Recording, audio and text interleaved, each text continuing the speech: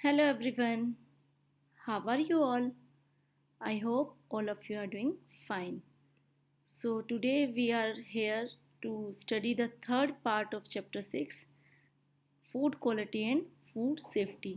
इससे पहले हम इसकी 2 वीडियोस रिकॉर्ड कर चुके हैं।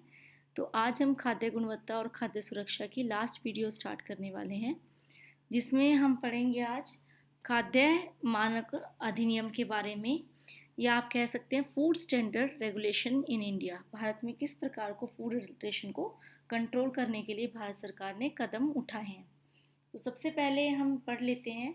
फूड अडल्ट्रेशन को रोकने के लिए इंडियन गवर्नमेंट ने 1954 यानी कि 1954 में खाद्य अपमिश्रण अधिनियम लाया था। इस अधिनियम में 200 से अधिक चेंजेस किए जा चुके हैं अभी तक, क्योंकि भारत में बड़े पैमाने पर बनने वाले अथवा जो इंपोर्ट किए जाते हैं भारत में बाहर से चीज़ें लाकर, वो सभी खाद्य उत्पादों को इस अधिनियम के अंतर्गत के अंदर वर्णन किया गया है। और जो इसमें वर्णित अधिनियम के अंदर जो रूल्स एंड रेगुलेशंस हैं उनको पूरा करना बहुत ही ज़रूरी है यहाँ पर हमारे कंट्री में किसी भी प्रोडक्ट को सेल करने के लिए। पीएफए जो आपका the prevention of food adulteration act है, जैसा कि आप देख सकते हैं यहाँ पे मैंने मेंशन किया है, ये विशिष्ट खाद्य पदार्थों की गुणवत्ता को सुनिश्चित करते हैं, जैसे फल और सब्जी उत्पाद आदेश। इसी के अंडर आपका फूड एफपीओ आप जिसको कहते हैं food fruit and vegetable product order, यह फल और सब्जी उत्पादों की क्वालिटी को अश्योर करता है, इस अधिनियम के द्वारा अश्योर किया जाता है। और इसमें डायरेक्शन दिए गए हैं कि किन किन क्वालिटी स्टैंडर्ड्स पे उसको खरा उतरना है। फल और सब्जी के जितने भी उत्पाद होंगे, जैसे आपके जैम है, जेली है, इनको निर्मित करने के लिए किन किन फूड जो आपके डायरेक्शन है उन पर खरा उतरना ज़रूरी है। उसके बाद आता है मांस खाद्य उत्पादन आदेश, मीट फूड प्रोडक्ट्स ऑर्डर। इसमें जैसा कि आप नाम से ही समझ पा रहे हैं, इस आदेश के अंतर्गत सभी प्रकार के मांस संबंधी उत्पादों के संसाधन को लाइसेंस दिया जाता है मीट फूड प्रोडक्ट्स ऑर्डर के अंडर। उसके बाद लास्ट हमारा जो है इसमें वनस्पति तेल उत्पाद आदेश, वेजिटेबल ऑयल प्रोडक्ट्स ऑर्डर। इस आदेश के अंतर्गत सभी प्रकार के जितने भी आपके वनस्पति तेल हैं, जो वनस्पति यानी कि वेजिटेबल से प्रोड्यूस होते हैं, उन तेलों को, और जो चर्बी के लिए जो निर्देश दिए गए हैं इसके अंतर्गत आते हैं वो। एफपीओ की जो वस्तुएं हैं जैसे जेली, अचार, मार्मलेट, चटनी, सॉस, जैसे मैंने आपको अभी बताया। उसके बाद हम आगे पढ़ेंगे कुछ मानकीकरण चिन्हों के बारे में। तो सबसे पहले बहुत ही एक कॉमन सा मानकीकरण चिन्ह है जिसके बारे में हम पढ़ेंगे, आपने बहुत जगह देखा भी होगा, आईएसआई मार्क, और इसके बारे में आपने क्लास 11th में थोड़ा सा पढ़ा भी है। ये भारतीय मानक संस्थान, जो अब हम जिसको भारतीय मानक ब्यूरो यानी कि ब्यूरो ऑफ इंडियन स्टैंडर्ड्स के नाम से, बीआईएस के नाम से जानते हैं, ये मानकीकरण चिन्ह आईएसआई का जो चिन्ह है उसके द्वारा प्रदान किया गया है। इस चिन्ह, ये जो आपका साइन है, इसका प्रयोग लाइसेंस औद्योगिक और उपभोक्ता वस्तुओं के लिए उन उत्पादकों को दिया जाता है, ऐसे प्रोडक्ट्स को लाइसेंस दिया जाता है जिनका प्रोडक्शन इस संस्था के द्वारा जो निर्धारित मानक है, जो स्टैंडर्ड्स इस संस्था के द्वारा, आईएसआई संस्था के द्वारा जो स्टैंडर्ड्स सेट किए गए हैं किसी भी वस्तु के लिए, वो उन मानकों के द्वारा खरा उतरे, यानी कि जब उसकी जांच की जाती है किसी भी प्रोडक्ट की, तो वो सही पाया जाए जो स्टैंडर्ड इस आईएसआई के साइन के द्वारा सेट किए गए हैं। आईएसआई मार्क युक्त उत्पाद खरीदने से जो आपके कस्टमर्स होते हैं उनको भरोसा हो जाता है कि उसने सही और सुरक्षित जो भी चीज़ खरीदी है वो सही और सुरक्षित है। भारतीय मानक ब्यूरो द्वारा लाइसेंस धारक उत्पादों की समय समय पर जांच भी की जाती है। ऐसा नहीं कि आईएसआई अगर मार्क आपने किसी भी प्रोडक्ट को एक बार प्रोवाइड करा दिया तो ऐसा नहीं है कि वो उसको हमेशा के लिए मिल गया। उस प्रोडक्ट की बीच बीच में जांच भी की जाती है, उसकी चेकिंग की जाती है, ताकि ये संदेह ना रहे कि जो आईएसआई का चिन्ह दिया गया है उसका मिसयूज़ किया जा रहा है। अगर आपको किसी भी आईएसआई प्रोडक्ट की क्वालिटी पर डाउट होता है तो आप भारतीय मानक ब्यूरो, जो आप बीआईएस मैंने आपको बताया, bureau of Indian standard, BIS आप जिसको कहते हैं, कि आप सबसे निकटतम जो भी आपके रीजनल सेंटर्स होते हैं या रीजनल ऑफिसेज होते हैं उनमें उसके अगेंस्ट शिकायत भी आप कर सकते हो। ISI मार्क किन किन वस्तुओं पर पाया जाता है? खाद्य पदार्थों पर पाया जाता है। खाद्य पदार्थ में कौन कौन सी चीज़ें होती हैं? नमक, आप चेक कर सकते हो, नमक के पैकेट पे ISI का मार्क होता है। बिस्किट, पाउडर वाला जो दूध होता है, कॉफ़ी, कस्टर्ड पाउडर आदि पर इसका इस्तेमाल किया जाता है।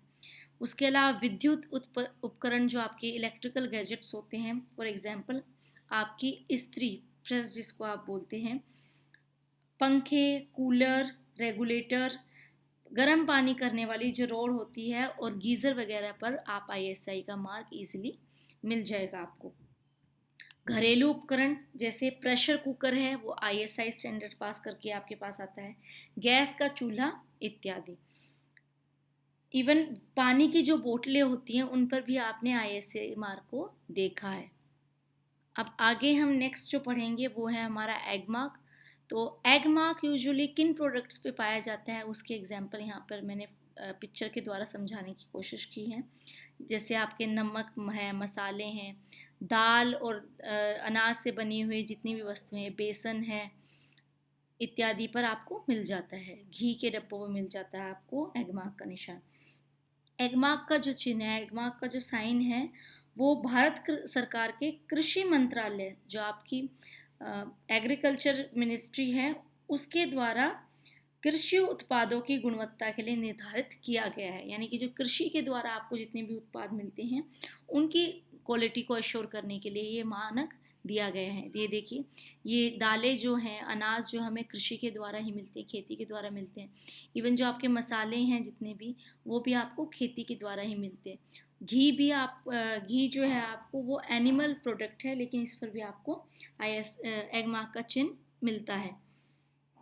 यह संस्था विभिन्न प्रकार के मसालों, खाद्य तेलों, घी, मक्खन, चावल, दालों, चाय पत्ती, शहद तथा अंडे आदि की गुणवत्ता की जांच करके उनके स्तर के अनुरूप विभिन्न श्रेणियां प्रदान करती है। जो जिसका लेवल है उसी के अकॉर्डिंग ये आपको श्रेणियां उपलब्ध कराती है।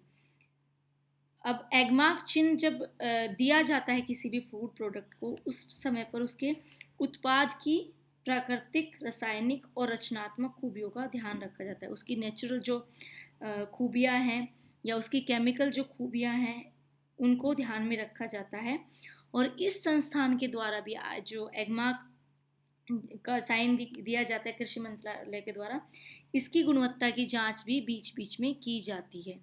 फॉर एग्जाम्पल, MDH के मसालों को एक बार एग मार्क का साइन मिल गया तो इन फ्यूचर कभी भी जाकर वो MDH की कंपनी में जाकर वहाँ से सैंपल ला सकते हैं किसी मसाले का और उसका टेस्टिंग की जा सकती है कि एग मार्क के साइन के अकॉर्डिंग जो जो गुणवत्ता होनी चाहिए उस प्रोडक्ट में उनका पालन किया जा रहा है या नहीं। खाद्य पदार्थ की गुणवत्ता के साथ कुछ बदलाव तो नहीं किया जा रहा है, इसको आप चेक कर सकते हो। अब एग मार्क की वस्तुएं पहले भी मैं आपको बता चुकी हूँ। आटा है, चावल है, दालें हैं, बेसन है, घी, मक्खन और सभी प्रकार के मसाले, शहद, मूंगफली, गुड़, चाय पत्ती, कॉफ़ी तथा नमक इत्यादि। ये एग्जाम्पल्स आप प्लीज़ याद कर लीजिए क्योंकि इस तरह के एग्जाम्पल्स आपसे प्रैक्टिकल एग्ज़ाम के दौरान पूछे जाते हैं। आगे हम पढ़ेंगे खाद्य सुरक्षा और मानक अधिनियम के बारे में। यह मानक अधिनियम 2006 में लाया गया था, food safety and standard act के नाम से आप इसको जानते हैं। शॉर्ट फॉर्म इसकी FSSA के नाम से भी आप जानते हैं। ये भारत सरकार ने वर्ष 2006 में पारित किया था। इस अधिनियम का मुख्य उद्देश्य था खाद्य संबंधित विभिन्न नियमों को समेकित करना, यानी कि जितने भी नियम हैं उनको एक साथ इकट्ठा करना। अब ये इकट्ठा करने की नीड क्यों लगी हमें? जो खाद्य उद्योग हैं उनको ऐसा लगने लगा था कि ये जो रेगुलेशंस हैं, अलग अलग रेगुलेशंस हैं, अलग अलग फूड प्रोडक्ट्स के लिए अलग अलग रेगुलेशन, ये बहुत ही कठिन हो गया है इनको मेंटेन करना। तो एक ऐसा कंसोलिडेटेड यानी कि समेकित कोई ऐसा नियम लागू किया जाए जिसमें से हर प्रकार के फूड प्रोडक्ट के लिए मानक तय किए जा सके, स्टैंडर्ड तय किए जा सके। भारतीय खाद्य सुरक्षा और मानक प्राधिकरण की स्थापना खाद्य वस्तुओं के लिए विज्ञान आधारित मानकों का निर्धारण करने और मानव उपभोग के लिए सुरक्षित और पौष्टिक आहार की उपलब्धता सुनिश्चित करने के लिए किया गया था। उनके प्रोडक्शन के लिए, उनके भंडारण के लिए, यानी कि उनके स्टोरेज किस प्रकार से किया जाएगा, उसमें ये भी आपको बताया गया है। उसका डिस्ट्रीब्यूशन किस तरह से किया जाएगा ताकि फूड प्रोडक्ट सेफ रहे। बिक्री तथा आयात को कंट्रोल करने के लिए इस FSSA का निर्माण किया गया था।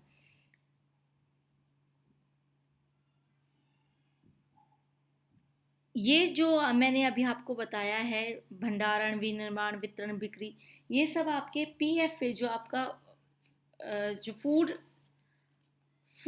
एंड वेजिटेबल प्रोडक्ट ऑर्डर था, उसमें ये सब चीज़ें कवर नहीं किए गए थे, इसलिए इस मानक की हमें आवश्यकता रही। उसके बाद हम पढ़ेंगे खाद्य मानकों, गुणवत्ता, शोध और व्यापार से संबंधित अंतर्राष्ट्रीय संस्थानों समझौतों के बारे में, जिसको आप international organisations and agreements in the area of food standard, quality, research and trade के नाम से भी जानते हैं। ग्लोबल लेवल पर काम करने वाले 3 प्रमुख संस्थान हैं जिनके बारे में आज हम पढ़ेंगे। सबसे पहले हम पढ़ेंगे कोडेक्स एलिमेंटेरियस कमीशन के बारे में। कोडेक्स एलिमेंटेरियस कमीशन एक अंतर सरकारी संस्था है, इंटर गवर्नमेंट ये बॉडी है, फुली गवर्नमेंट नहीं है, फुली डिपेंडेंट नहीं, इंडिपेंडेंट बॉडी भी नहीं है, ये इंटर गवर्नमेंट बॉडी है जिससे उपभोक्ता के स्वास्थ्य की सुरक्षा के लिए इंटरनेशनल स्टैंडर्ड्स बनाए गए हैं तथा खाद्य एवं जो कृषि के अंतर्राष्ट्रीय व्यापार को आसान बनाने के लिए ये सब स्टैंडर्ड्स बनाए गए हैं। वर्ष 2017 में 187 कंट्रीज इस संस्था के सदस्य थे, जो धीरे धीरे बढ़ते जा रहे हैं। भारत में भी जो ministry of health and family welfare है, वो इस संस्था का सदस्य है। जो हमारा कोडेक्स है CAC, इस संस्था का सदस्य है हमारा ministry of health and family welfare.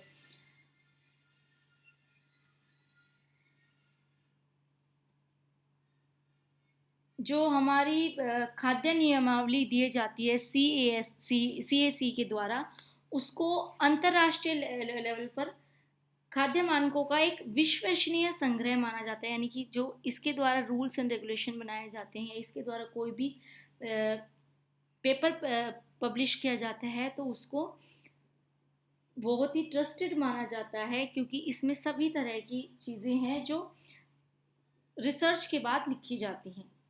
उपभोक्ता हितों की रक्षा तथा खाद्य व्यापार में उचित पद्धतियों के बारे में सुनिश्चित किया जाता है, यानी कि खाद्य पदार्थ को जब भी बनाया जाए या व्यापार किया जाए तो फेयर प्रैक्टिसेस को हम लागू करें, हम सही खाद्य पदार्थ एक जगह से दूसरी जगह भेजें। मानक पद्धति की नियमावली, मार्गदर्शन और अन्य अनुशासनाएं भी इसमें इंक्लूड की गई है।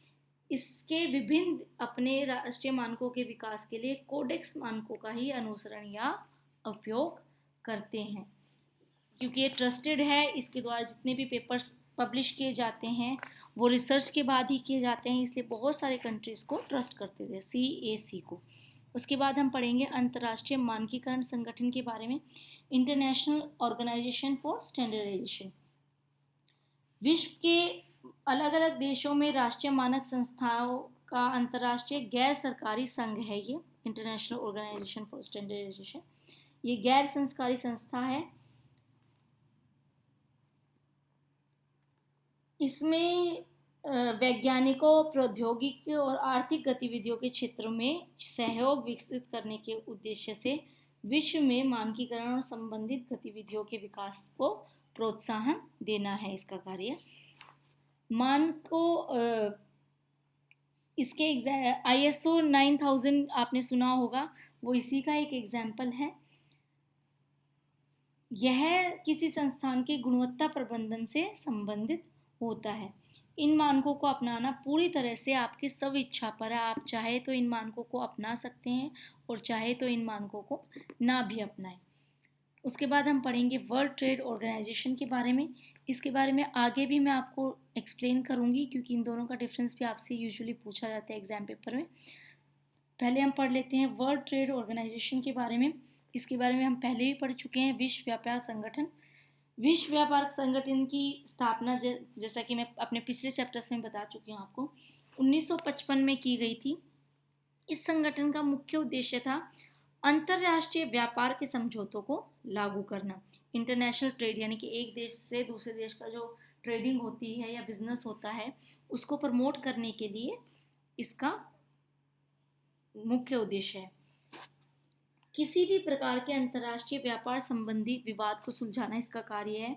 और इसके जितने भी सदस्य देश होते हैं जो भी इसकी मेंबरशिप लेते हैं उन देशों की व्यापार नीति से संबंधित मुद्दों में ये सहायता करता है डब्ल्यूटीओ। और स्मूथ बिजनेस के लिए प्रमोट करता है। डब्ल्यूटीओ समझौते के अंतर्गत वस्तुएं, सेवाएं तथा बौद्धिक संपदा शामिल होती हैं। ये कोई वस्तु भी हो सकती है, कोई खाने पीने की वस्तु भी हो सकती है, उसके अलावा कोई सर्विसेज भी हो सकती है जो प्रोवाइड कराते हैं एक कंट्री दूसरे कंट्री को। फॉर एग्जांपल शिप्स की सर्विस के लिए या शिप्स के पार्ट्स बनाने के लिए या कुछ और पार्ट्स बनाने के लिए सर्विसेज प्रोवाइड कराई जा सकती है इसके अंतर्गत।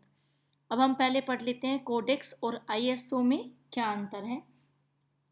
कोडेक्स जो है इस राष्ट्रीय मानकों व नियमों के आधार निर्धारण के लिए उपयोग में लाया जाता है। इसको यूजुअली यूज़ किया जाता है नेशनल लेवल पर जब भी आपको स्टैंडर्ड सेट करने होते हैं, रूल्स एंड रेगुलेशन फॉलो करने होते हैं तो कोडेक्स को यूज़ किया जाता है।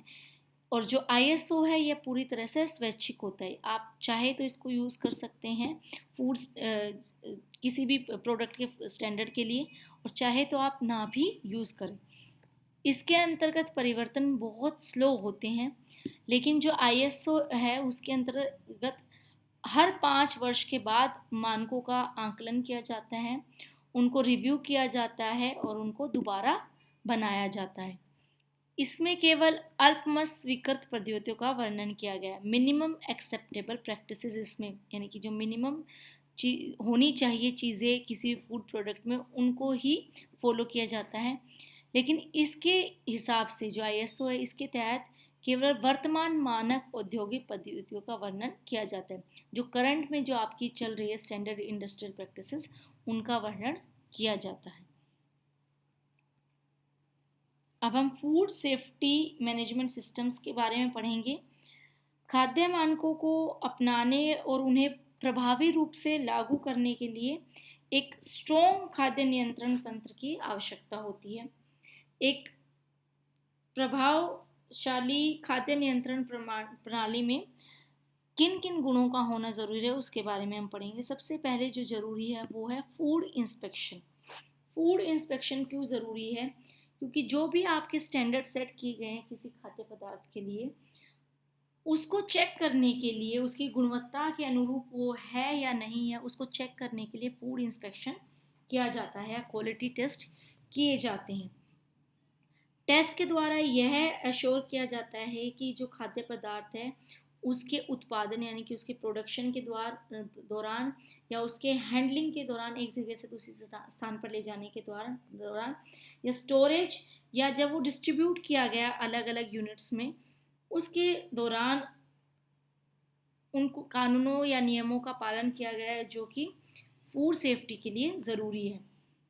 इसके लिए केंद्रीय और राज्य स्तर सरकार एवं संबंधित नगर परिषद प्राधिकरण जो आपकी एमसीडीज होती हैं, म्यूनिसिपल कॉरपोरेशन होती हैं, वो फूड इंस्पेक्टर की नियुक्ति करते हैं ताकि फूड क्वालिटी टेस्ट किया जा सके, फूड इंस्पेक्शन किया जा सके।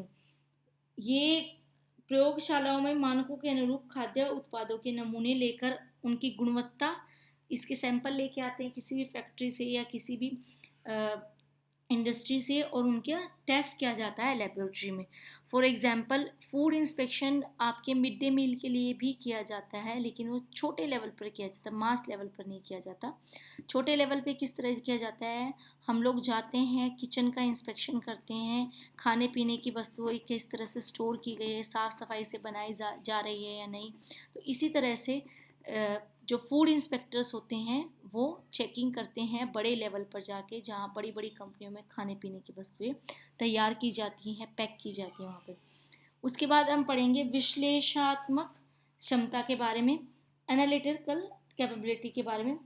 फूड कंटेमिनेशन जो होता है उससे बचने के लिए या उस फूड कंटेमिनेशन के कारणों का पता करने के लिए विश्लेषण क्षमताओं की आवश्यकता होती है। खाद्य संदूषण, जो आपके फूड कंटेमिनेशन होता है, आपके जो एनवायरनमेंट जो में जो केमिकल्स अवेलेबल होते हैं, या फिर आपके जो हज़ार्ड्स होते हैं, फूड हज़ार्ड जिनके बारे में हमने पढ़ा था, उनको पहचानने के लिए आपके लिए ज़रूरी है कि आप एनालिटिकल कैपेबिलिटी आपके अंदर हो। अब इसके परीक्षण संबंधी सभी सुविधाओं से युक्त तथा सरकारी द्वारा मान्यता प्राप्त प्रयोगशाला की आवश्यकता, हमें लेबोरेटरी की आवश्यकता होती है। इसके अलावा परीक्षण करने वाले सभी कर्मचारी, जितने भी आपने वर्कर इसके लिए अलॉट किए हैं, वो प्रशिक्षित यानी कि ट्रेंड कर्मचारी होने चाहिए तथा उनको लेबोरेटरी का ज्ञान होना चाहिए और उनके सिद्धांतों या फिर टेस्टिंग का ज्ञान उनमें होना चाहिए, किस प्रकार से टेस्ट किया जाएगा, एनालाइज किया जाएगा किसी भी प्रोडक्ट को। अब पिछले कुछ वर्षों में हमने देखा है कि खाद्य सुरक्षा और गुणवत्ता के संबंधित जो मुद्दे हैं वो केवल खाद्य जनित रोगों तक सीमित नहीं रहे हैं या खाद्य रासायनिक आवश्यकता तक संबंधित नहीं रहे हैं। खाद्य संकट या फूड हजार्ड्स आपको किसी भी लेवल पे आपके फूड में एंट्री कर सकते हैं। तो ये ज़रूरी है कि हम जितना भी लेवल्स हैं फूड सप्लाई के, फूड प्रोडक्शन के, उन सभी पर हम नियंत्रण रख सकें ताकि आपको सुरक्षित खाना प्रदान हो और अच्छी गुणवत्ता वाला खाद्य फूड प्रोडक्ट आपको मिल सके। आगे हम पढ़ेंगे खाद्य गुणवत्ता और सुरक्षा सुनिश्चित करने के लिए विभिन्न माध्यम। फूड सेफ्टी एंड क्वालिटी को एश्योर करने के लिए अलग अलग माध्यम कौन कौन से। उत्तम निर्माण पद्धतियाँ, GMP के नाम से भी आप इसको जानते हैं, गुड मैन्युफैक्चरिंग प्रैक्टिसेस। यह एक छोटा सा भाग है क्वालिटी को अश्योर करने का, जो यह सुनिश्चित करते हैं कि खाद्य उत्पाद निर्माता या संसाधक अपने उत्पादों को उपयोग के लिए सुरक्षित बनाए रखने के पहले से ही उपाय करें। यानी कि जब खाना बन रहा है उससे पहले ही वो अपने खाद्य पदार्थ को सुरक्षित बनाए रखने के लिए जो रेगुलेशंस हैं उनका पालन करें और अच्छी क्वालिटी की जो पद्धतियाँ हैं, प्रैक्टिसेस हैं, फूड मैन्युफैक्चरिंग प्रैक्टिसेस हैं, उनका उपयोग करें ताकि फूड कंटेमिनेशन की जो संभावना है उसको कम और पूरी तरह से ख़त्म किया जा सके।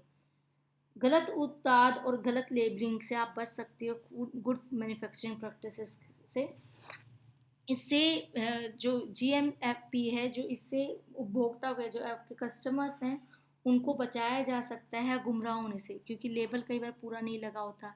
गुड मैन्युफैक्चरिंग प्रैक्टिसेस में आपको पूरा लेबल आपको अपने फूड प्रोडक्ट पे लगाना होता है, इसमें मेंशन करना होता है कौन सी चीज़ कितनी मात्रा में उपयोग की गई है। और GMP के कारण जो उपभोक्ताओं का ट्रस्ट है कंपनी पर या किसी उत्पाद पर या किसी फूड प्रोडक्ट पर, वो बढ़ता चला जाता है, क्योंकि उनको पता है कि GMP के स्टैंडर्ड पास करके ये फूड प्रोडक्ट आप तक पहुंचा है। उत्तम हस्तन पद्धतियाँ, गुड हैंडलिंग प्रैक्टिसेस। इनसे हमारा क्या मतलब है, जब आप हैंडल करते फूड को, जब कोई भी फूड प्रोडक्ट डायरेक्ट आपके पास दुकान से नहीं आता, उसके पीछे बहुत सारे स्टेप्स होते हैं। जैसे खेत से पहले वो सप्लायर के पास जाता है, सप्लायर फिर कंपनी को सप्लाई करते हैं। इस प्रकार से खाद्य जो पदार्थ है आपका खेत से दुकान तक और उपभोक्ता तक पहुंचाने के दौरान खाद्य संदूषण यानी कि फूड कंटेमिनेट होने के बहुत सारे चांसेस होते हैं। उन सोर्सेज की पहचान करना है और यह बताता है कि खाद्य संदूषण के खतरे को कम करने के लिए कौन कौन से कदम उठाए जा सकते हैं। उत्तम हस्तन विधियाँ यह भी अश्योर करती हैं कि खाद्य पदार्थों का हस्तन यानी जो हैंडलिंग है फूड प्रोडक्ट्स की, उसको करने वाले सभी व्यक्तियों की स्वास्थ्य संबंधी आदतें अच्छी हों। लास्ट हम पढ़ेंगे इसमें संकट विश्लेषणात्मक महत्वपूर्ण नियंत्रण बिंदु, HACCP के नाम से भी आप इसको जानते हैं, hazard analysis critical control point. इसके अनुसार उपभोग के लिए सुरक्षित होने का आश्वासन देते हैं। खाद्य पदार्थ, आप जो भी खाद्य पदार्थ खा रहे हैं वो खाने पीने के लिए सुरक्षित है, इसके लिए आपको अश्योर करते हैं। किसी खाद्य उत्पाद के निर्माण में यूज़ होने वाली कच्ची सामग्री, जो रॉ मटेरियल आप यूज़ करते हैं, फॉर एग्जांपल आपने जैम बनाया तो उसके लिए फ्रूट या वेजिटेबल यूज़ की जाती है, तो कच्ची जो सामग्री है तथा इसकी निर्माण प्रक्रिया जो होती है, यानी कि इसको बनाने की जो प्रक्रिया होती है, उसके हर चरण पे विस्तार से ध्यान दिया जाता है ताकि रोगजनक यानी कि जो कंटेमिनेटेड फूड है या सूक्ष्म जीव है वो आपके खाद्य पदार्थों में एंट्री ना कर सके। संभावित संकटों की पहचान की जाती है, जितने भी आपके फूड हज़ार्ड्स हैं उनकी पहचान की जाती है। कच्ची सामग्री को इकट्ठा किया जाता है, निर्माण किया जाता है, उनको सप्लाई किया जाता है, और खाद्य पदार्थों का उपयोग आहार श्रृंखला के प्रत्येक चरण के समय में होने वाले संकटों का आप आंकलन कर सकते हो HACCP के द्वारा, जो नियम लागू किए गए हैं उनके द्वारा।